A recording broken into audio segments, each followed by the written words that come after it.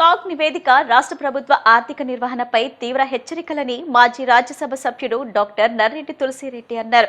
CAG అక్షంతలతోనైనా Chandrababu ప్రభుత్వం కళ్ళు తెరిచి ఆర్థిక క్రమశిక్షణ పాటించాలని సూచించారు. దేశ సార్వభౌమత్వాన్ని అమెరికా అధ్యక్షుడు డొనాల్డ్ ట్రంప్ కు తాకట్టు పెట్టారని ప్రధాని నరేంద్ర మోడీపై విమర్శలు చేశారు. స్థానిక సంస్థలకు సకాలంలో ఎన్నికలు నిర్వహించకుండా ప్రత్యేక అధికారులను నియమించడం రాజ్యాంగ విరుద్ధమని, రూరర్బన్ పంచాయతీల్లో ఉపాధి హామీ పథకాన్ని కొనసాగించాలని డిమాండ్ చేశారు. 2024-25 ఆర్థిక సంవత్సరానికి సంబంధించి కాగ్ రిపోర్టు అసెంబ్లీలో ప్రవేశపెట్టడం జరిగింది. అందులో కాగ్ రాష్ట్ర ఆర్థిక పరిస్థితిపై తీవ్రమైనటువంటి కామెంట్స్ చేయడం జరిగింది. ఏమిటా కామెంట్లు? రాష్ట్ర ప్రభుత్వానికి ఆర్థిక క్రమశిక్షణే లేదు, రాష్ట్రానికి ఆర్థిక స్థిరత్వం లేదు, ఆంధ్రప్రదేశ్ భవిష్యత్తు అంధకార బంధురం, ఆంధ్రప్రదేశ్ భవిష్యత్తు చాలా గడ్డుకాలంగా ఉంటుంది. కాగ్ తీవ్రమైనటువంటి వ్యాఖ్యలు చేయడం జరిగింది. దానికి ఎస్టాబ్లిష్ చేస్తూ కొన్ని ఉదాహరణలు ఇచ్చింది. అందులో ప్రధానమైనది అప్పులకు సంబంధించి 2024-25లో బడ్జెట్ ఎస్టిమేట్లో 68,743 కోట్ల రూపాయలు అప్పు చేస్తామని బడ్జెట్లో చూపించడం జరిగింది. ఎంత? 68,743 కోట్ల రూపాయలు. కానీ చివరికి సంవత్సరం చివరి నాటికి యాక్చువల్స్ వాస్తవంగా ఎంత అప్పు చేసింది గవర్నమెంట్? 81,071 కోట్లు. అంటే 16%. అనుకునే దానికంటే 16% అప్పు ఎక్కువ చేసింది. అదే సమయంలో మూలధన పెట్టుబడి క్యాపిటల్ ఎక్స్పెండిచర్ 50% తగ్గింది. అప్పేమో 16% పెరిగింది, మూలధన వ్యయమేమో 50% తగ్గింది. బడ్జెట్ ఎస్టిమేట్ ఏమో మూలధన వ్యయము 32,713 కోట్ల రూపాయలు ఖర్చు పెడతామని చెప్పారు. ఆఖరికి ఎంత ఖర్చు పెట్టారు? కేవలం 16,141 కోట్ల రూపాయలు. అంటే 50% తగ్గింది. అంతకుముందు సంవత్సరం కంటే 2023-24 కంటే కూడా 12% తగ్గింది. ఇక మూడవది కేంద్రం నుండి గ్రాంట్. 2024-25 బడ్జెట్ ఎస్టిమేట్లో ఏం చెప్పారు? కేంద్రం నుంచి 30,333 కోట్ల రూపాయలు గ్రాంట్ వస్తుందని చెప్పారు. కానీ ఆఖరికి వచ్చింది ఎంత? 20,188 కోట్లు. అంటే 10,145 కోట్ల రూపాయలు కేంద్రం నుండి రావాల్సిన గ్రాంట్ తగ్గిపోయింది. మరి పదే డబుల్ ఇంజన్ చెప్పేసి సుత్త కొడుతూ ఉంటారు. మరి డబుల్ ఇంజన్ అన్నప్పుడు అనుకున్న గ్రాంట్ కంటే 10,000 కోట్ల రూపాయలు ఎందుకు తగ్గింది? మరి దీన్ని డబుల్ ఇంజన్ అనాలా, లేకుంటే ట్రబుల్ ఇంజన్ అనాలా, డబ్బా ఇంజన్ అనాలా, డొక్కు ఇంజన్ అనాలా, ఏమనాలి దీన్ని? మరొక ముఖ్యమైన విషయం వేసన్ మీన్స్ ఓవర్ డ్రాఫ్ట్. మొత్తం సంవత్సరంలో 365 రోజుల్లో 357 రోజులు రిజర్వ్ బ్యాంకు దగ్గరికి చిప్పబట్టుకుని బిచ్చాందేహి అని పోయింది. చేబదులకు ఎప్పుడు పోతారు? ఇది లేని పరిస్థితుల్లో పోతారు. గతంలో కాంగ్రెస్ ప్రభుత్వ హయాంలో సంవత్సరంలో ఒక్కరోజు కూడా ఓవర్ డ్రాఫ్ట్కు పోని సందర్భాలు ఉన్నాయి. ఒక్కరోజు కూడా సంవత్సరంలో. అలాంటిది ఈ గవర్నమెంటు, చంద్రబాబు గవర్నమెంటు 365 రోజులకు గాను 357 రోజులు రిజర్వ్ బ్యాంక్ దగ్గరికి చిప్పపట్టుకొని పోయింది. ప్రజాశ్రేయస్సే కూటమి ప్రభుత్వ ప్రధాన లక్ష్యమని సెంట్రల్ ఎమ్మెల్యే బోండా ఉమా తెలిపారు. ఎండలు పెరుగుతున్న నేపథ్యంలో ప్రజలకు, ముఖ్యంగా పాదచారులకు ఇబ్బందులు కలగకుండా నియోజకవర్గ వ్యాప్తంగా బీఎంసీ అధికారులతో సమన్వయం చేసి చలివేంద్రాలు ఏర్పాటు చేస్తున్నామని చెప్పారు. కార్పొరేటర్లు స్వచ్ఛందంగా చలివేంద్రాలు ఏర్పాటు చేయటం అభినందనీయమన్నారు. సెంట్రల్ నియోజకవర్గం 27వ డివిజన్ దుర్గాపురం ప్రాంతంలో కార్పొరేటర్ వీరమాచినేని లలితా కిషోర్ ఆధ్వర్యంలో ఏర్పాటు చేసిన చలివేంద్రాన్ని ఎమ్మెల్యే బోండా ఉమా ప్రారంభించారు. అనంతరం అక్కడికి వచ్చిన పాదచారులకు మజ్జిగ పంపిణీ చేశారు. ఈ సందర్భంగా ఆయన మాట్లాడుతూ ఎండలు తీవ్రంగా ఉన్న నేపథ్యంలో ప్రజలకు తాగునీరు అందుబాటులో ఉండేలా నియోజకవర్గంలో వివిధ ప్రాంతాల్లో చలివేంద్రాలు ఏర్పాటు చేస్తున్నామని తెలిపారు. అసంఘటిత కార్మికులు, ఆటో డ్రైవర్లు, రోడ్లపై పనిచేసే కార్మికులకు ఇవి ఎంతో ఉపయోగపడతాయని చెప్పారు. అవసరం లేకుండా ఎండలో తిరగకుండా ప్రజలు జాగ్రత్తలు తీసుకోవాలని సూచించారు. ఈరోజు ఎండలు ముదురుతున్నటువంటి సమయంలో రాష్ట్ర వ్యాప్తంగా ఎండలు పెరుగుతున్న వాతావరణం. ఈ సమయంలో విజయవాడ అంటేనే ఎండలు. ఎండాకాలం విజయవాడలో ఫస్ట్ నుంచి కూడా ఉష్ణోగ్రతలు డిగ్రీలు విపరీతమైనటువంటి వేడి ఉంటుంది. మరి అలాంటి సమయాల్లో తెలుగుదేశం ప్రభుత్వం ఎప్పుడు అధికారంలోకి వచ్చినా ప్రతి కోడల్లో, ప్రతి డివిజన్లో ప్రజలకి, బాటసార్లకి తాగటానికి మంచినీళ్ళు అందుబాటులో పెడతాం. ఎందుకంటే బయట వాటర్ బాటిల్ కొనాలంటే 15-20 రూపాయలు. ఇవాళ కార్పొరేషన్ నుంచి అన్ని చోట్ల కూడా, అన్ని సెంటర్లో కూడా ఉచితంగా మజ్జిగ కేంద్రాలు, అలాగే మంచినీటి కేంద్రాలు ఏర్పాటు చేశాం. ఎంత ఖర్చైనా పర్లేదు, ముందు మా ప్రజల్ని, ముఖ్యంగా అసంఘటిత కార్మికులు, ముఠా వర్కర్లు, రోడ్ల మీద కిరాయిల కోసం రిక్షాలు కానీ, మరి బళ్ళు కానీ, ఆటోలు కానీ, వీళ్ళందరికీ, అలాగే ఆటో డ్రైవర్ సోదరులకి, వాళ్ళందరికీ కూడా అందుబాటులో ఉండటానికి పెద్ద ఎత్తున చలివేంద్రాలు ఎప్పుడో అధికారంలోకి వచ్చినా పెడతాం జరుగుతూ ఉంది. గత 2 సంవత్సరాలు కూడా పెట్టాం, ఈ సంవత్సరం కూడా అన్ని చోట్ల పెట్టాం. అంతేకాకుండా మా పార్టీ నాయకులు, మా కార్పొరేటర్లు ప్రత్యేక శ్రద్ధ తీసుకొని వాళ్ళ ఇంటి ముందే, వాళ్ళ ఇంటి ఏరియాలో వాళ్ళ ఇంటి ముందే ఇలాంటి చలివేంద్రాలు పెట్టి ప్రజలకి మజ్జిగ పోస్తున్నారు. అలాగే చల్లటి తాగునీరు కూడా అందుబాటులో తీసుకొస్తున్నారు. వాళ్ళ కార్పొరేటరు మా సోదరి వీరమాచినేని లలిత, వీరమాచినేని కిషోరు, ఇక్కడ నాయకులు, జనసేన నాయకులు నాగరాజు కానీ, జయప్రకాష్ కానీ, ఇలా మద్దాల రుక్మిణి కానీ, ధనా కానీ, వీళ్ళందరూ కూడా ఇక్కడ మెయిన్ రోడ్లో ఏర్పాటు చేశారు చలివేంద్రాన్ని. ఇప్పుడే ప్రారంభించుకున్నాం, సంతోషం. ఏది ఏమైనా మా ప్రజలు ఎండ వేడిమితో ఇబ్బంది పడకుండా అన్ని ఏర్పాట్లు చేస్తాం. ప్రజలకు కూడా విజ్ఞప్తి చేస్తూ ఉన్నాం, మరీ అత్యవసర పరిస్థితుల్లో తప్పితే ఎండకి బయటకు రావద్దు అని విజ్ఞప్తి చేస్తూ ఉన్నాం. ప్రజల్ని ఎండనే బారి నుంచి కాపాడు అన్ని ప్రయత్నాలు చేస్తామని మా సొంతగా ప్లస్ ప్రభుత్వ పరంగా 2 రకాలుగా చేస్తాం తెలియజేసుకుంటూ, ఇవాళ ఇక్కడ 27వ డివిజన్లో మా ఇంటి ముందే చలివేంద్రం ఏర్పాటు చేయడం జరిగింది. ఇది 2వ సంవత్సరం. ఇక్కడ కొంచెం డిస్టెన్స్లో కార్పొరేషన్ వాళ్ళు ఈ 2 పక్కల పెట్టినా కూడా ఇది డిస్టెన్స్ ఎక్కువ ఉండటం వల్ల చాలామంది ఇక్కడ విజయనరసింహ కాలేజ్ ఉంది, ఆ పిల్లలు కానీ, ఇటు వెళ్ళే ఆటో వాళ్ళు కానీ ఎవరైనా సరే ఇక్కడ వాటర్ వచ్చి మంచినీళ్ళు తాగటం జరుగుతుంది. ఇది ఈసారి తొందరగా పెట్టడం జరిగింది. ఎందుకనంటే గత సంవత్సరం కంటే ఈ సంవత్సరం ఎండలు విపరీతంగా పెరిగిపోయినాయి. ఆ ఎండలో దృష్టిలో పెట్టుకుని ఈసారి తొందరగా పెట్టడం జరిగింది. ఇవాళ ఈ చలివేంద్రం ఓపెనింగ్కి మన నియోజకవర్గ ఎమ్మెల్యే గారు బోండా ఉమామహేశ్వరరావు గారు రావడం సంతోషంగా ఉంది.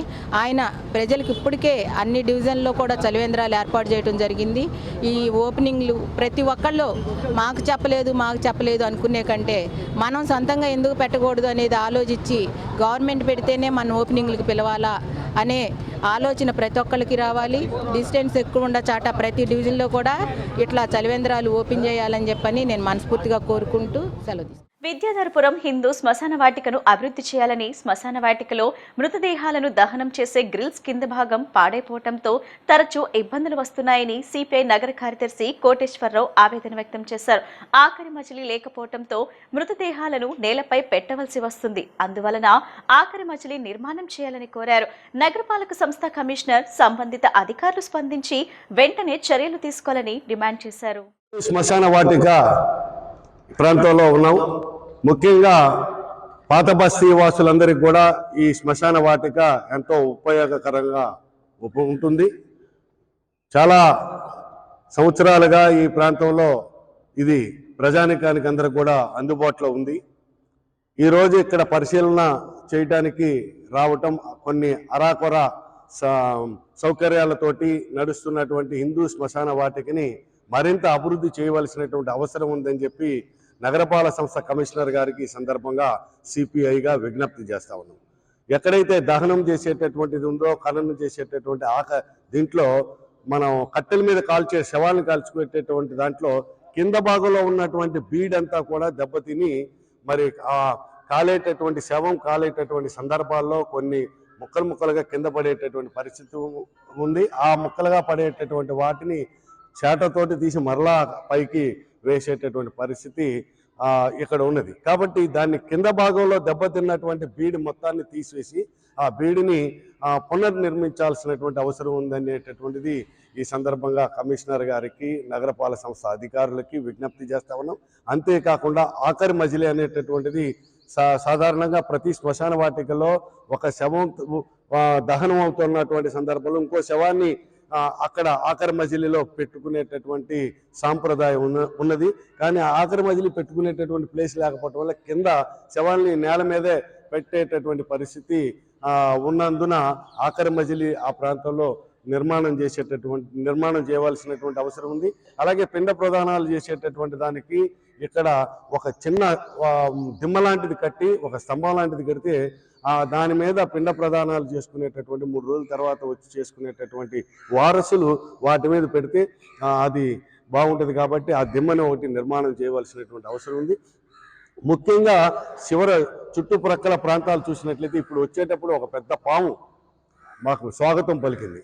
కాబట్టి ఇక్కడ ఉన్నటువంటి గ్రీనరీని ముందు ఇమీడియట్గా గ్రీనరీ మొత్తం కూడా చేపిస్తే ఎక్కడ పురుగుంది, ఎక్కడ పాము ఉంది అనేటటువంటిది సంచరిస్తుంది అనేటటువంటిది చూసి ప్రజలు జాగ్రత్తగా పడేటటువంటి అవకాశం ఉంటుంది. కాబట్టి గుబురుగా పెరిగిపోయినటువంటి చెట్లలోకి పాము వెళ్ళిపోతే 7 అడుగుల మేర ఉన్నటువంటి పాము ఈ యొక్క బుషెస్లోనే ఉన్నది.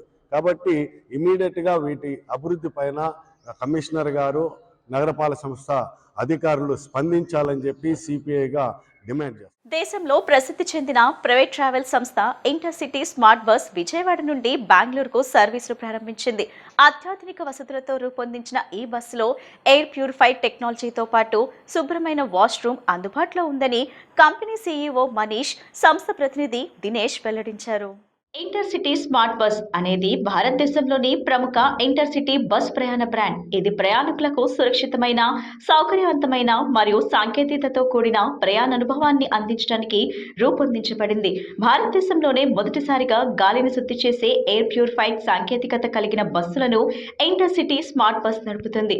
దీనితో పాటు ప్రయాణికుల ఇబ్బందులను తీర్చే విధంగా బస్సులోనే శుభ్రమైన టాయిలెట్ సౌకర్యం అందుబాటులో ఉంచింది. అదే సమయంలో ప్రయాణికుల కోసం ఉచిత వైఫై మరియు ప్రతి సీట్ వద్ద ఛార్జింగ్ పాయింట్లు ఉంటాయి. అలాగే విమానంలోని ఎయిర్ హోస్టెస్ తరహాలో బస్ కెప్టెన్ అందుబాటులో ఉంటారని ఇంటర్సిటీ స్మార్ట్ బస్ సంస్థ సీఈఓ మనీష్, కంపెనీ ఏపీ ప్రతినిధి దినేష్ తెలిపారు. విజయవాడలో నిర్వహించిన సమావేశంలో వారు మీడియాతో మాట్లాడుతూ విజయవాడ నుండి బెంగళూరుకు ఇంటర్సిటీ స్మార్ట్ బస్ సర్వీసులను ప్రారంభిస్తున్నట్లు తెలిపారు. బస్సు ప్రయాణంలో ఎలాంటి ఇబ్బందులు కలగకుండా టాయిలెట్ సౌకర్యంతో పాటు ప్రయాణికుల ఆరోగ్యాన్ని దృష్టిలో ఉంచుకొని గాలిని శుద్ధి చేసే ఎయిర్ ప్యూరిఫైడ్ సాంకేతికతను వినియోగిస్తున్నట్లు వెల్లడించారు. విజయవాడ బందర్ రోడ్లోని ఓ ప్రముఖ హోటల్ వద్ద నిర్వహించిన కార్యక్రమంలో విజయవాడ నుండి బెంగళూరు ఇంటర్సిటీ స్మార్ట్ బస్ సర్వీసులను కంపెనీ ప్రతినిధులతో కలిసి నగర ట్రాఫిక్ డీసీపీ షేక్ షరీన్ బేగం లాంఛనంగా ప్రారంభించారు. ఈ సందర్భంగా డీసీపీ మాట్లాడుతూ ప్రయాణికులకు మంచి అనుభూతిని కలిగించేలా బస్సులో వసతులు కల్పించడం అభినందనీయమన్నారు. బస్సులో ప్రొఫెషనల్ స్టాఫ్ వల్ల ప్రమాదాలు తగ్గే అవకాశం ఉందని కంపెనీ నిర్వాహకులను డీసీపీ అభినందించారు. ఇంటర్సిటీ స్మార్ట్ బస్ వారు ఈరోజు విజయవాడలో ఒక వినూత్నమైన, ఒక సైంటిఫికల్లీ అరేంజ్ చేసిన ఒక బస్సుని ఈరోజు ప్రారంభోత్సవం చేయడం అనేది విజయవాడలో ఇది చాలా మంచి విషయము. దీన్ని చాలా స్వాగతించాల్సిన విషయము. ఈరోజు మన విజయవాడని ఎన్నుకొని ఇక్కడ ఇంత లేటెస్ట్ టెక్నాలజీతో ఈ బస్ని ప్రారంభించడం అనేది నిజంగా అదృష్టం. దీంట్లో చాలా ప్రత్యేకతలున్న బస్సుగా దీన్ని రూపొందించడం జరిగింది. పర్టికులర్లీ ఎయిర్ పొల్యూషన్ PM 2.5 అనే ఒక మెటీరియల్స్ ఏవైతే పార్టికల్స్ ఉంటాయో ఎయిర్లో, అవి standards, the maximum standard is 30 ఉండాలి. 30 ఉంటే ఓకే అని. కానీ మనకి బస్సు లోపల బిలో 30 యూనిట్స్ని ఎయిర్ పొల్యూషన్ని తగ్గించి ఫ్రెష్ ఎయిర్ కిందకి బయట ఉన్న ఎయిర్ని తీసుకొని ఫిల్టర్స్ ద్వారా లోపలికి ఒక ఫ్రెష్నెస్ని ఇస్తూ ఇటు పాసింజర్స్ కన్వీనియన్స్ని, పాసింజర్స్ హెల్త్ని, డ్రైవర్ యొక్క హెల్త్ని సైంటిఫికల్గా దీన్ని తయారు చేయడం అనేది చాలా మంచి విషయము. ఇలా ఇంత కంఫర్టబుల్గా ఒక హెల్దీ లోపల అట్మాస్ఫియర్ని క్రియేట్ చేయడం వల్ల మనకి యాక్సిడెంట్స్ కూడా తగ్గించే అవకాశం. ఫస్ట్ ఆఫ్ ఆల్ ఇండియాలో ఫస్ట్గా ఇంట్రడ్యూస్ చేసేది ఇంటర్సిటీ స్మార్ట్ బస్ అండి. సో దీనివల్ల 50 to 60% ఉమెన్స్ ట్రావెల్స్ అనేది ఎక్కువ ఇంటర్సిటీ స్మార్ట్ బస్ని చూజ్ చేసుకుంటారు సార్. సో మా ఇంటర్సిటీ స్మార్ట్ బస్లో మా ప్రత్యేకత బస్ రన్ చేయడం కాకుండా కస్టమర్కి ఏ విధంగా మనం how can we give the services, ఎంత సర్వీస్ ఇవ్వగలం, కస్టమర్ ఎక్స్పీరియన్స్ ఎంత ఇంప్రూవ్ చేయగలం అనేది మా ప్రత్యేకత. వాష్రూమ్ అనేది ఒక ప్రత్యేకత. ఇంకొకటి, ప్రతి బస్లో ఒక కెప్టెన్ ఉంటారు. కెప్టెన్ అనేది ఒక ఎయిర్ హోస్టెస్ లాగా అనమాట. ఎవరైతే మన ఫ్లైట్స్కి వెళ్తామో, ఎవరైతే ఎయిర్ హోస్టెస్ టైప్లో మనకి రిసీవ్ చేసుకోవడానికి వస్తారో, అదే టైప్లో ఒక కెప్టెన్ అనేది ప్రతి బస్సులో ఉంటారు. దీనివల్ల ప్రత్యేకంగా ఏంటంటే రూట్ బిహేవియర్ రావటం, కస్టమర్ ఎక్స్పీరియన్స్ అనేది ఇంకా ఇంప్రూవ్ అవుతుంది. సో అదేవిధంగా ఈ బస్ ఇండస్ట్రీలో ఏం చేద్దాం అని, ఇంకా కస్టమర్ ఎక్స్పీరియన్స్ని ఇంప్రూవ్ చేయడానికి ఇంకా ఏమున్నాయని చూసుకుంటే ఎయిర్ క్వాలిటీ అనేది మేజర్గా ఇష్యూ అవుతుంది. దానివల్ల ఇండియాలో ఫస్ట్ టైం ఎయిర్ క్వాలిటీని ఒక బస్లో ఎలా ఇంప్రూవ్ చేయాలనేది మేము వర్క్ చేసాం. ఆ వర్క్ చేసి మా ఫస్ట్ విజయవాడ టు బెంగళూరు బస్లో ఎయిర్ క్వాలిటీ ఫిల్టర్స్ అనేది ఇన్స్టాల్ చేసాం. Especially for senior people, especially with people who have asthma or who have all those conditions, respiratory conditions, we have that. So what we said across is if people, and then of course there is all the carbon dioxide and all which flows inside the air, which causes joint pains and all of that. We realize that if we can allow passengers to breathe fresh airs when they are traveling, when they are sleeping inside the bus, it will make the journey more comfortable, and that's the part we started with that. So we of course started in north because the problem is very high there, but we soon realized that in the last 1 or 2 years the problem has become, it's just not the north problem now. Slowly and slowly it has started becoming a problem across India. Of course not to the same level, but still the breathing problem, the air quality level problems are there. So what we did around is that we redesigned the air circulation system inside the bus. We put in certain types of filters. We put in a monitoring mechanism so that we all can, when you are sitting inside the bus, look at what is the quality of the air you are breathing inside the bus. All of that can be monitored through the app. And this is something now we are launching, especially on a long distance journey.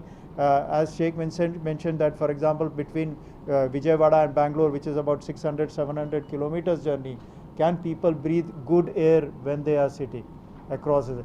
We believe this is a big problem facing to all citizens in India around in that way, and this is our contribution, especially to Andhra Pradesh, where we are running longer distance buses.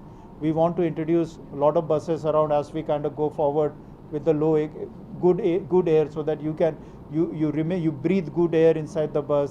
The kids and the children and all, everything have safe air to breathe, and that is our value proposition inside the bus. లోపల మనం పీల్చే గాలి ఏదైతే ఉందో అది బయటికి AC exhaust ద్వారా బయటికి వెళ్తుంది. ఇందులో ఏంటంటే మేము ఇంకొక ఎక్స్ట్రా లేయర్ యాడ్ చేస్తాం. ఇది ఏదైతే కాలుష్యపరమైన కణాలు ఉంటాయో వాటిని కూడా ఇది బయటికి చేసి లోపల ఎయిర్ సర్క్యులేషన్ ఏదైతే ఉందో అది ఫ్రెష్గా ఉంచడం జరుగుతుంది. ఏమండి, ఎయిర్ ప్యూరిఫైయర్ కాదు, ఇది ఎయిర్ ప్యూరిఫైయర్ కింద రాదు. ఇది బేసిక్గా ఈ దాన్ని ఏమంటారు పిఎం 2.5 అనే ఒక కణాలు ఏవైతే ఉంటాయో గాల్లో వాటిని ఇది ఒక నియంత్రిస్తుంది. అది 2.5 కంటే కింద ఉండాలి, తక్కువ ఉండాలి. ఈ మేమేదైతే ఈ డివైసెస్ బస్ లోపల పెట్టడం జరుగుతుందో ఇది దాన్ని నియంత్రించి 2.5 కంటే తక్కువ ఉంచడం జరుగుతుంది. అది దీనివల్ల ఉండే అడ్వాంటేజ్. సో మాకు ఇక్కడ ఆయన చెప్పినట్టు, షేక్ గారు చెప్పినట్టు 100 బస్సుల పైన ఇక్కడ మేము ఆపరేట్ చేస్తున్నాము. 11 లొకేషన్స్ నుంచి మా ఆపరేషన్స్ అన్నీ ఉన్నాయి కాబట్టి అన్ని బస్సుల్లో కూడా ఈవెన్చువల్గా ఒక రోజులో అవ్వదు, నెక్స్ట్ 1 or 2 months లోపల మీరు అన్ని బస్సెస్లో కూడా మాది AQI అనేది మీరు చూడడం జరుగుతుంది. సో బేసిక్గా ఏంటంటే ప్రయాణించే వాళ్ళు కొంచెం ఆలోచించుకోవడానికి ఒక అవకాశం ఉంది. వాళ్ళకు ఒకవేళ ఎవరికైనా రెస్పిరేటరీ ప్రాబ్లమ్స్ ఉన్నా కూడా మా బస్సులో సేఫ్గా ట్రావెల్ చేసుకోవచ్చు. ఇది వాళ్ళకు వచ్చే అడ్వాంటేజ్. సో క్లుప్తంగా ఆయన చెప్పింది అది. ఇంకా అడిషనల్గా ఏమైనా ఉంటే మాట్లాడు. ఏప్రిల్ 1 నుంచి అమల్లోకి రానున్న 4 లేబర్ కోడ్లను రద్దు చేయాలని IFTU రాష్ట్ర అధ్యక్షులు కె పుల్లారి డిమాండ్ చేశారు. లేబర్ కోడ్స్ రద్దు కోరుతూ ఈ నెల 23న చలో విజయవాడ పేరిట భారీ ప్రదర్శన, ధర్నా నిర్వహిస్తున్నట్లు తెలిపారు. కార్మికులు పెద్ద ఎత్తున పాల్గొని విజయవంతం చేయాలని పిలుపునిచ్చారు. IFTU జాతీయ కమిటీ పిలుపు మేరకు ఎన్టీఆర్ జిల్లా కమిటీ ఆధ్వర్యంలో ధర్నా చౌక్ వద్ద నిరసన కార్యక్రమం నిర్వహించారు. ఈ ధర్నాలో ఆటో, మోటార్, హమాలీ కార్మికులు పెద్ద సంఖ్యలో పాల్గొన్నారు. ఈ సందర్భంగా కె పుల్లారి మాట్లాడుతూ కార్మిక వర్గం వ్యతిరేకిస్తున్న 4 లేబర్ కోడ్లను కేంద్ర ప్రభుత్వం అమల్లోకి తీసుకురావడం అన్యాయమన్నారు. పాత కార్మిక చట్టాలను కొనసాగించాలని డిమాండ్ చేశారు. రాష్ట్రంలో 8 గంటల పనిని 10 నుంచి 12 గంటల వరకు పెంచే విధంగా చట్టం చేయటం కార్మికులకు నష్టమన్నారు. ఆటో, హమాలీ కార్మికులకు సంక్షేమ బోర్డు ఏర్పాటు చేయాలని, ఎన్నికల హామీలను అమలు చేయాలని ప్రభుత్వాన్ని కోరారు. లేబర్ కోడ్స్ రద్దు కోసం ఈ నెల 23న జరగనున్న చలో విజయవాడ కార్యక్రమాన్ని కార్మికులు విజయవంతం చేయాలని పిలుపునిచ్చారు. రేపు ఏప్రిల్ 1 నుంచి లేబర్ కోడ్లు అమలు చేయబోతా ఉన్నారు. గత 5 ఏళ్ళుగా కార్మిక వర్గం దేశవ్యాప్తంగా సార్వత్రిక సమ్మె చేస్తూ ఉన్న మోడీ కనికరించలేదు. ఇవాళ కార్మిక వర్గం దాడి చేస్తూ మొత్తం చట్టాలను అమలులోకి తీసుకుంటా ఉన్నారు.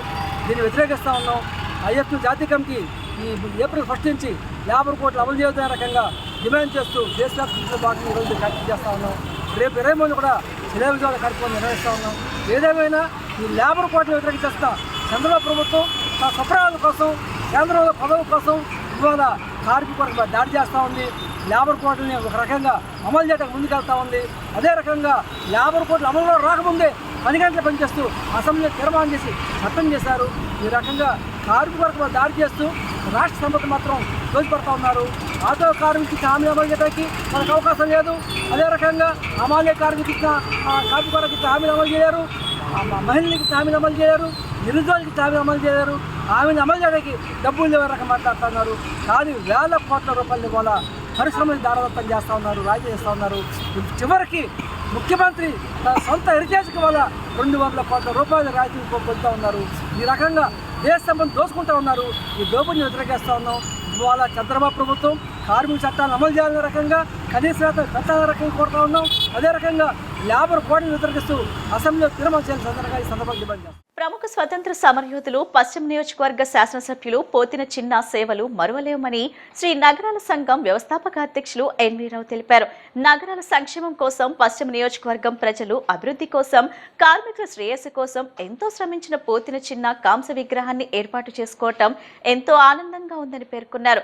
మాజీ ఎమ్మెల్యే పోతిన చిన్న విగ్రహానికి శ్రీ నగరాల సంక్షేమ సంఘం నాయకులు పూలదండలు వేసి ఘన నివాళులర్పించారు. నియోజకవర్గ అభివృద్ధిలో ప్రజల సమస్యలను పరిష్కరించడంలో ప్రత్యేక శ్రద్ధ చూపిన పోతిన చిన్న లాంటి మహోన్నతమైన వ్యక్తిని ఆదర్శంగా తీసుకోవాలని కోరారు. రాకేష్ పబ్లిక్ స్కూల్ ఏర్పాటు విషయంలో పోతిన చిన్న తోడ్పాటు సహాయం మరువలేమన్నారు. నా పేరు ఎన్వి రావు అండి.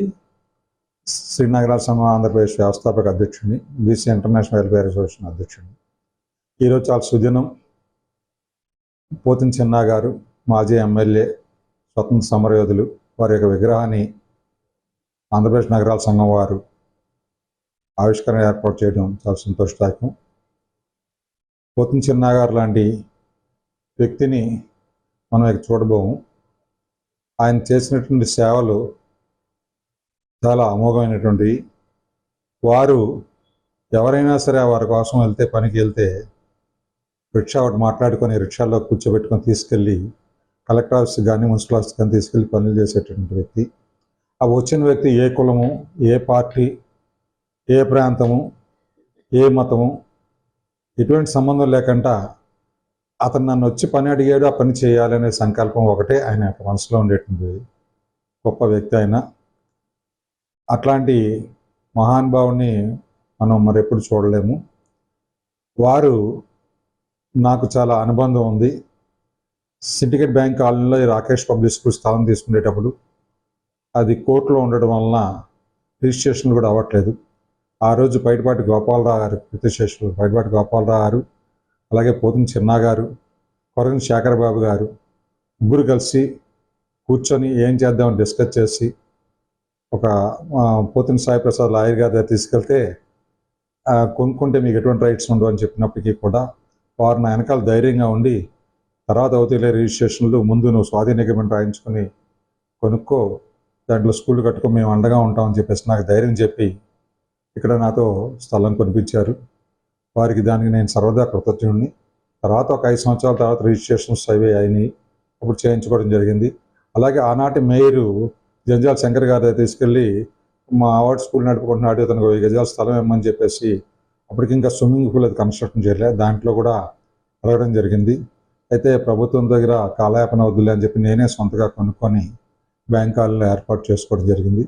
ఆ తదనంతరం ఈ స్కూల్ ఓపెనింగ్కి మినిస్టర్ని పిలుద్దామని చెప్పేసి హైదరాబాద్ వెళ్ళడం జరిగింది. హైదరాబాద్లో వారి క్వార్టర్స్లోనే ఎమ్మెల్యే క్వార్టర్స్లో దిగడం జరిగింది. నేను గరే నోకరాజు గారు ఇద్దరు వెళ్ళాము. గరే నోకరాజు గారు బట్టలను జీడిపప్పు ప్యాకెట్లు అవన్నీ తీసుకొని వచ్చి ఆయనకి ఇచ్చి కళ్ళ దండం పెట్టడం జరిగింది. ఏంటి బాబాయ్ అని అడిగితే, ఇవాళ ఆయన జరిగిన వల్ల నేను ఉద్యోగం చేసుకొని భిక్ష తినగలుగుతున్నాను. నేను ఆ రోజు ఇక్కడ కబళ్ళ ఎదురుకుంటా ఖాళీ గ్రౌండ్ కేబిఎన్ కాలేజీ దగ్గర గ్రౌండ్లో ఆడుకుంటూ ఉంటే, కర్రాబిళ్ళ ఆడుకుంటుంటే వచ్చి నన్ను ఎత్తుకొని వచ్చి తీసుకొని వెళ్ళి నాకు ఉద్యోగం వేయించాడు. మనలో 10th క్లాస్ పాస్ అని ఒకడే ఉన్నారా రా అని చెప్పి తీసుకెళ్ళి ఉద్యోగం ఇచ్చాడు. దానివల్ల ఇవాళ నేను కార్పొరేషన్లో మేనేజర్గా కాగలిగాను. ఆయన దయవల్ల ఈ ఉద్యోగం నాకు వచ్చిందని చెప్పేసి చిన్నగారు బతికినంత కాలం కూడా గరే నోకరాజు గారు ప్రతి సంవత్సరం ఆయన వివాహ దినోత్సవం రోజు, చిన్నగారి వివాహ దినోత్సవం రోజు వెళ్ళి ఆయనకి బట్టలు పెట్టి, భార్యాభర్తలు బట్టలు పెట్టి కాళ్ళకి నమస్కారం పెట్టడం ఆయన యొక్క సంస్కారానికి నిదర్శనం. అలాగే చిన్నగారు నన్ను గరే నోకరాజు గారిని కూడా అప్పుడే 2 నెలలు ఇంకా ప్రధానమంత్రి అవుతారు పివి నరసింహరావు గారు అనగానే ఆయన హైదరాబాద్ వచ్చారనగానే ఆయన ఇంటికి తీసుకుని వెళ్ళడం జరిగింది మమ్మల్ని. అలాగే పివి నరసింహరావు గారి పరిచయం చేయడం జరిగింది. ఎన్వి రావు ఇలా మాకరోడే విజయవాడ 1 టౌన్లో స్కూల్ రన్ చేసుకుంటున్నాడు అని చెప్పి, అలా గరైనోకరాజు మున్సిపల్ కార్పొరేషన్లో పనిచేస్తున్నా అని చెప్పి మమ్మల్ని పరిచయం చేయడం జరిగింది. ఆ తర్వాత 1 నెల 15 రోజులకే రాజీవ్ గాంధీ చనిపోవడం, ఆయన ప్రధానమంత్రి కావడం జరిగింది. అలా పివి నరసింహరావు గారి దగ్గర తీసుకెళ్ళడం కానివ్వండి, తర్వాత నాకు సెక్రటరియట్లో మా మిస్సెస్ ట్రాన్స్ఫర్ విషయంలో కూడా తీసుకెళ్ళి అధికారులతో మాట్లాడి పరిచయం చేయించడం జరిగింది. అలాంటి మహానుభావులు మనం ఆయన వెనకాల వచ్చేవాళ్ళు చూస్తూ ఉంటే ఎవరో తెలియదు, ఆయన పని అడగడంగానే భుజాన్ని వేసుకొని చేయడం జరిగేది అనమాట. అలాంటి మహానుభావుడి యొక్క విగ్రహాన్ని ఈరోజు ఆవిష్కరించుకోవడం చాలా సంతోషదాయకం. Thank you for this. ఇప్పుడు కాసేపు ప్రకటనలు.